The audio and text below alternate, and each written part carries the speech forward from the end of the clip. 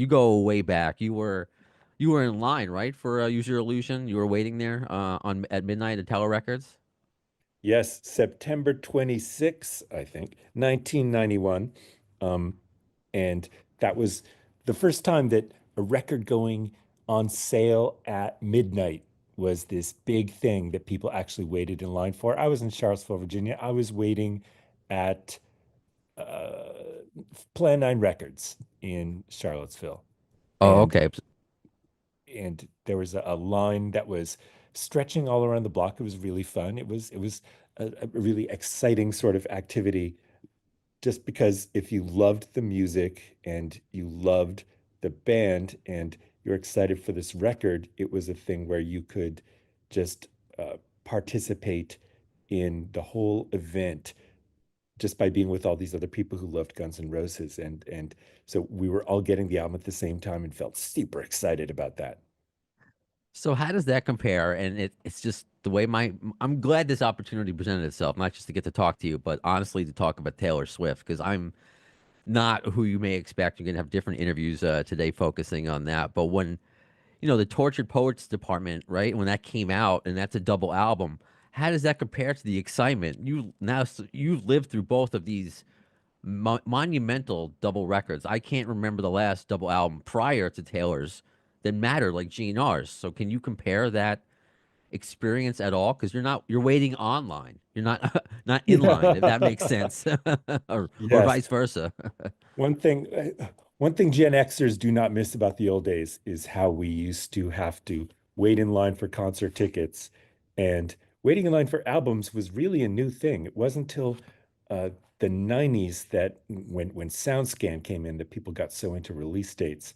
But the experience, this was an album worth waiting for because there was only one Guns N' Roses, and we knew it was epic. We knew it was, Use Your Illusion 1 and 2, like you said, a complicated double album. But Taylor and Axl have so many similarities that I'm sure we will get into.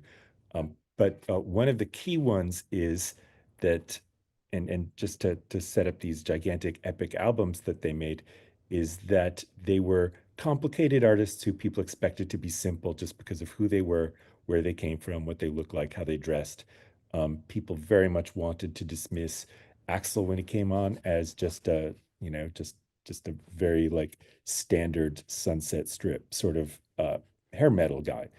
That was the term that people used in those days and still use.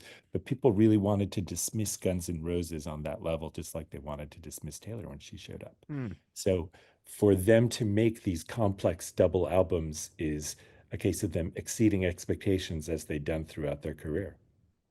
See, I knew I wasn't crazy for thinking that because you're right. There are these expectations forced upon them by the media, and they're saying, no, we're going to do what we want. And the fact that they could put out these just epic pieces of music that their fans are just still devouring. I was listening to the last interview you just did prior to this, and you're talking about Easter eggs and just little things like that Axl would do, Taylor did, of course, going way back to the Beatles. But I always use the 6 degrees. We're right into it, the 6 degrees of GNR Bacon. But one that I want to give a shout out to a fellow author that I'm sure you know, Ben Apatow, he's written his most recent book about body count.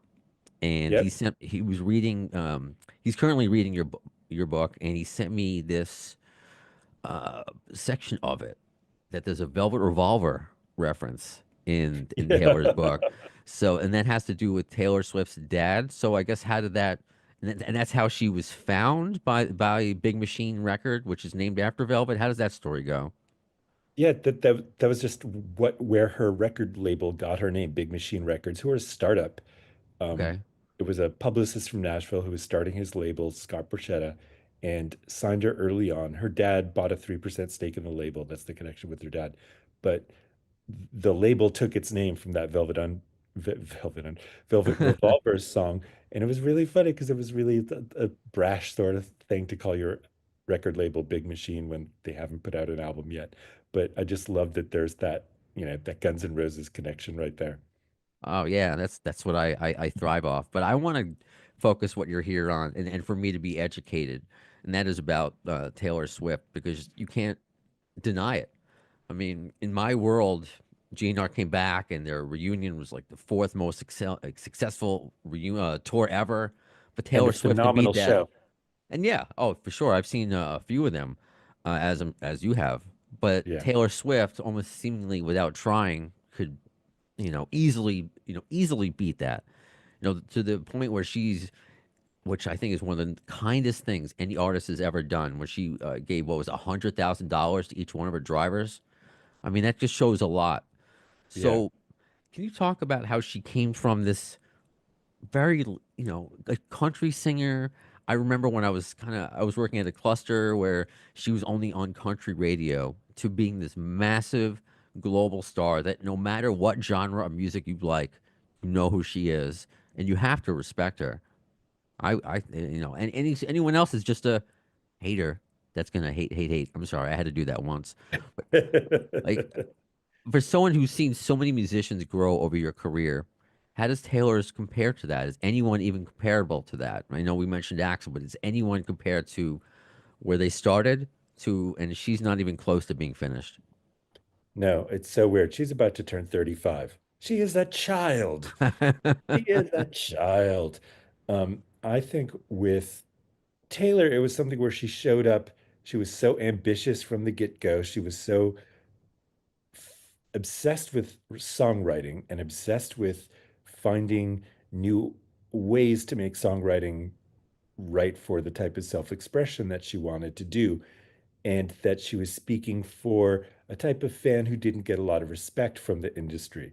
Um, Much like with Guns N' Roses. When Guns N' Roses came out, the music industry was very interested in getting money from these kids, not so respectful of them or taking them seriously, and definitely saw GNR as a band that they were happy to make money from, but not a style of music that they respected, or not an audience that they respected. And it's the same with Taylor Swift, that she was a teenage girl with a guitar writing her own songs at a time when that was not done in the pop scene or the country music scene. I love that.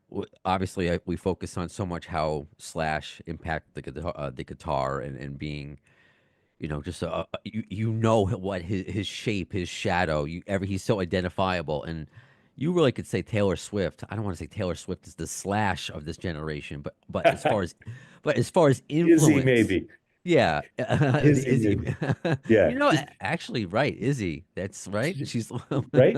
She's a juju hound. She doesn't shred, she doesn't solo, nothing like that. But she carries the song. She uses the guitar to write the songs, but also to play live, and made it a big part of her visual brand, the way Slash did. The way Slash made people want to play guitar even before they heard him, because nobody in history ever looked so cool posing with the guitar since Jimi Hendrix. You just have Slash up there, and whether he's got the hat on or a shirt on or off or whatever he's doing, Slash made it look so incredibly fun to play guitar.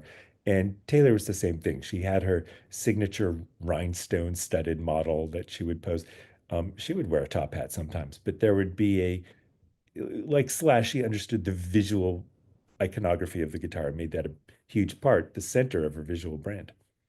Oh, I love that. I knew you were the right guy to talk to about this. Izzy, you know exactly what I'm talking about.